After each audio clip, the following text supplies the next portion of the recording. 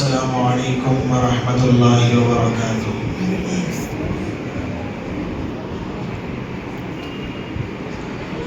نحمده ونصلي على رسوله الكريم اما بعد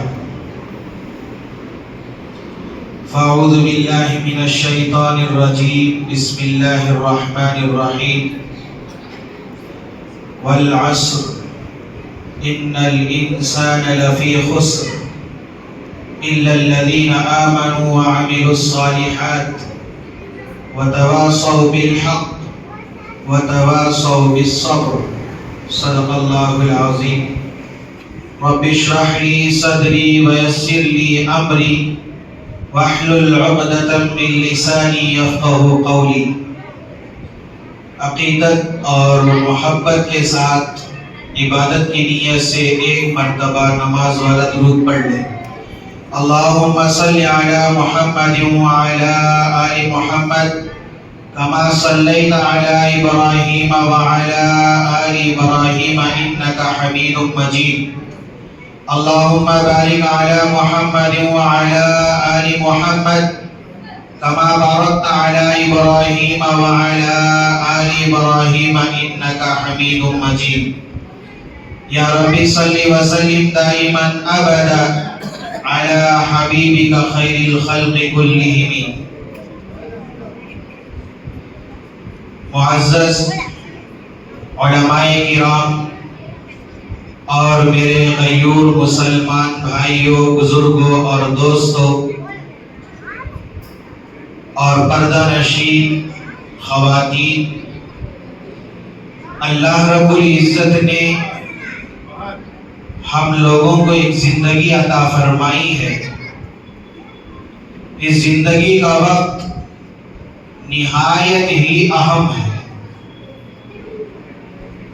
وقت ایک ایسی نعمت ہے جس کو کوئی ہمارے پاس سے چوری نہیں کر سکتا۔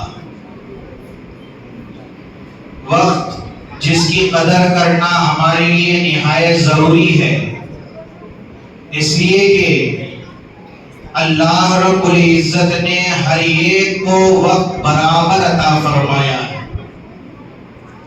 زندگی کسی کو زیادہ دی، کسی کو کم دی، لیکن وقت اللہ رب العزت ہر ایک کو برابر عطا فرمائے ہیں۔ دن رات کے 24 گھنٹے ہر ایک کے لیے۔ اللہ رب العزت نے کسی کو 23 گھنٹے والی زندگی نہیں دی، کسی کو 25 گھنٹے والا دن نہیں دیا، ہر ایک کو 24 گھنٹے والے دن و رات عطا فرمائے ہیں۔ اسی کے اندر ہم اپنی ضروریات بھی پوری کرنی ہے اور اسی میں ہم اپنی آخرت کی بھی فکر کرنی ہے اور اپنی آخرت کو سنوارنا بھی ہے۔ ہمارے اسلاف نے وقت کی قدر کی ہے۔ اگر ہم وقت کی قدر سیکھنا چاہتے ہیں کہ زندگی کتنی اہم ہے، تو اس آدمی سے پوچھیں جس کی زندگی کا آخری وقت ہے، موت کے منہ میں ہے، اور وہ کہہ رہا ہے موت کے وقت رب ارجعون، اے اللہ مجھے تھوڑا سا وقت عطا فرما دیجئے، اے اللہ مجھے ایک موقع عطا فرمائیے کہ میں اپنی زندگی ٹھیک سے گزار کے آؤں گا، میں اپنی زندگی سنوار کے آؤں گا، میں اپنی زندگی تیری اطاعت میں گزار کے آؤں گا۔ رب ذوالجلال فرمائیں گے کلا، ہرگز نہیں، جو وقت تجھے عطا کیا گیا تھا وہ وقت پورا ہو چکا ہے، اب واپسی کا کوئی موقع نہیں۔ اگر سال کی اہمیت سیکھنا چاہے تو اس آدمی سے پوچھے، اس طالب علم سے پوچھے جو بہت امیدوں کے ساتھ سالانہ امتحان لکھتا ہے۔ اس کی امید یہ ہوتی ہے کہ میں امتحان کے اندر کامیاب ہو جاؤں گا، لیکن امتحان میں وہ ناکام ہوتا ہے، افسردہ ہو جاتا ہے۔ آپ اس سے پوچھیں کہ ایک سال کی اہمیت کیا ہوتی ہے۔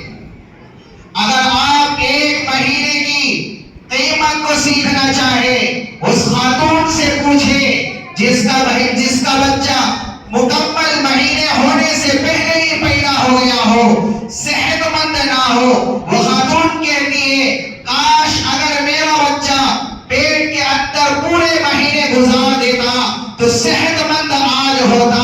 تو اس عورت سے پوچھے کہ ایک مہینے کی کیا قدر ہوتی ہے۔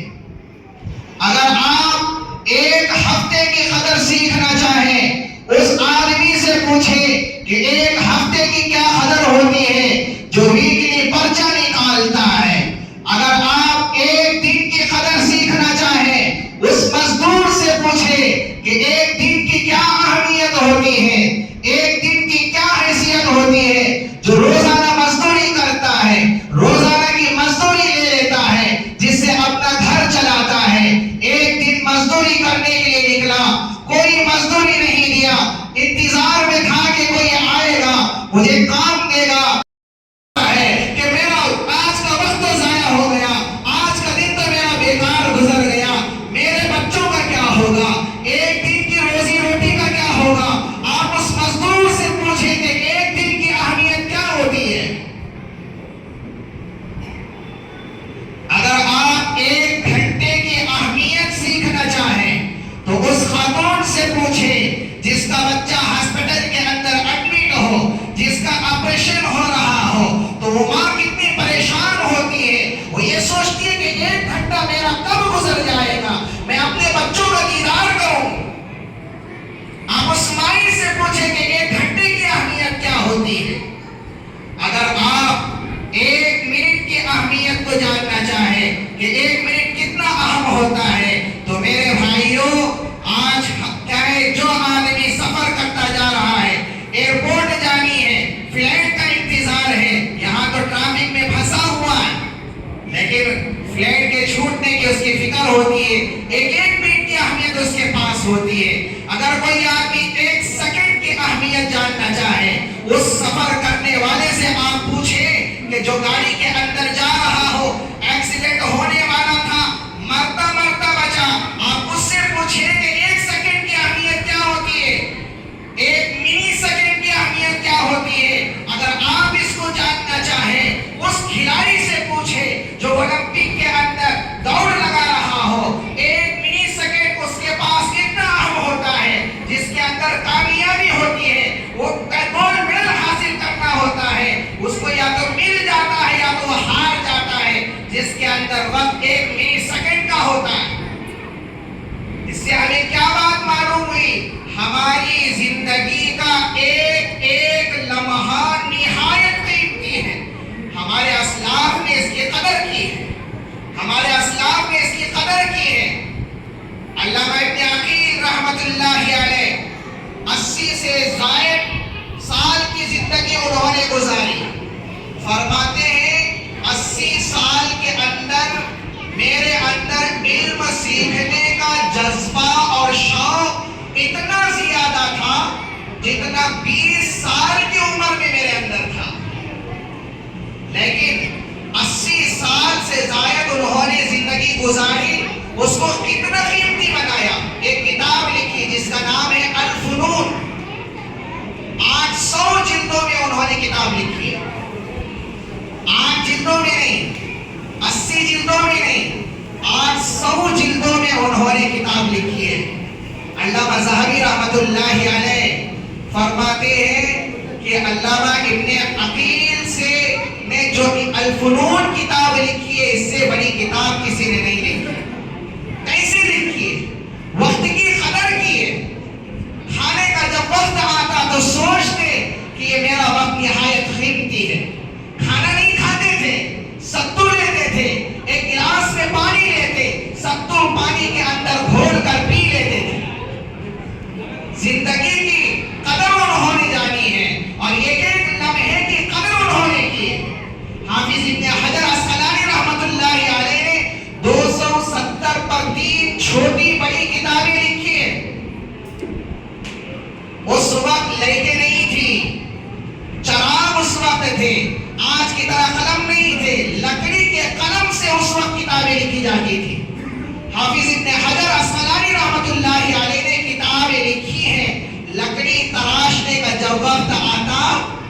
تو اس وقت بھی خاموش نہیں ہوتے تھے. کسی نے پوچھا حضرت اس وقت بھی ذکر کر رہے ہیں؟ فرمایا کہ ہاں میں یہ چاہتا ہوں کہ اپنی زندگی کا ہر لمحہ میں قیمتی بناؤں. میرے بھائیوں ہماری زندگی نہایت اہم، جتنی اہم ہماری زندگی ہے ہمارے بچوں کی زندگی بھی اتنی اہم. ہمارے بچے ہمارا فیوچر ہیں، ہمارے بچے ہماری عزت ہے، ہمارے بچے ہمارے سروں کے تاج ہیں.